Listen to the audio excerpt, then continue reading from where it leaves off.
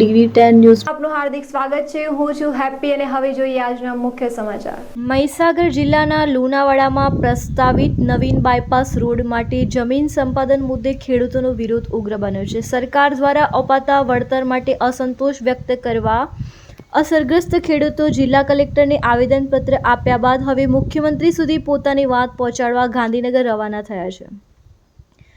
લુણાવાડા શહેરની ફરતે પ્રસ્તાવિત નવીન બાયપાસ રોડ પાસે 12થી વધુ ગામોની ખેતીલાયક જમીન સંપાદિત થવાની હોવાથી અસરગ્રસ્ત ખેડૂતોમાં ભારે રોષ જોવા મળી રહ્યો છે। ખેડૂતોએ જિલ્લા કલેક્ટરને આવેદનપત્ર પાઠવી સરકાર દ્વારા અપાતા વળતર સામે વિરોધ નોંધાવ્યો હતો। ખેડૂતોને આક્ષેપ છે કે તેમની કિંમતી ખેતીલાયક જમીન માટે માત્ર 5 પ્રતિ ચોરસ ફૂટના દરે વળતર આપવામાં આવી રહ્યું છે। જ્યારે હાલના બજાર ભાવ મુજબ જમીનની કિંમત ₹2500 થી 3000 પ્રતિ ચોરસ ફૂટ જેટલી છે। ખેડૂતોનું કહેવું છે કે મળતું વળતર સમોસાના ભાવ કરતાં પણ ઓછું છે। જિલ્લા કક્ષાએ અનેક રજૂઆતો થઈ છતાં સંતોષકારક ઉકેલ ન મળતા લુણાવાડા સહિત આસપાસના 12 ગામોમાં અસરગ્રસ્ત ખેડૂતો આજે બસ મારફતે ગાંધીનગર જવા રવાના થયા છે, જ્યાં તેઓ મુખ્યમંત્રી ભૂપેન્દ્ર પટેલ સમક્ષ પોતાની રજૂઆત કરશે।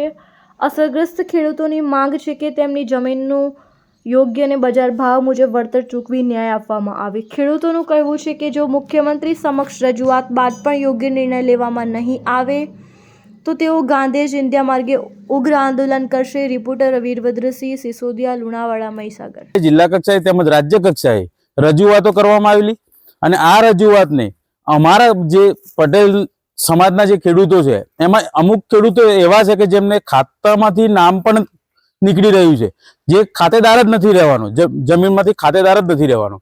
તે અનુસંધાને અમે રજૂઆત કરેલી કે અમારા લુણાવાડાના આજુબાજુ થઈને બાયપાસમાં ઓવરબ્રિજ બનાવવામાં આવે, પણ આ રજૂઆતો સ્વીકારવામાં નથી આવી અને તેને લઈને અમે આ જે 12 ગામના ખેડૂતો ખોડિયાર મંદિર લુણાવાડા ખાતે ભેગા મળ્યા હતા અને આગામી સમયમાં કેવી રીતે આપણે રણનીતિ અપનાવી સરકારની સામે, સરકારના કેવા રજૂઆતો કરવી એને લઈને આજે મીટિંગ કરવામાં આવી હતી અને જો આ રજૂઆત કરવા છતાં પણ સરકાર અમારું કંઈ સાંભળે નહીં તો અમે આગામી સમયમાં કેવી રીતે અમારે આગળ વધવું, કેવી રીતે અમારા આંદોલનની પ્રક્રિયા ચલાવી એના વિશે આજે ચર્ચા કરવામાં આવી હતી।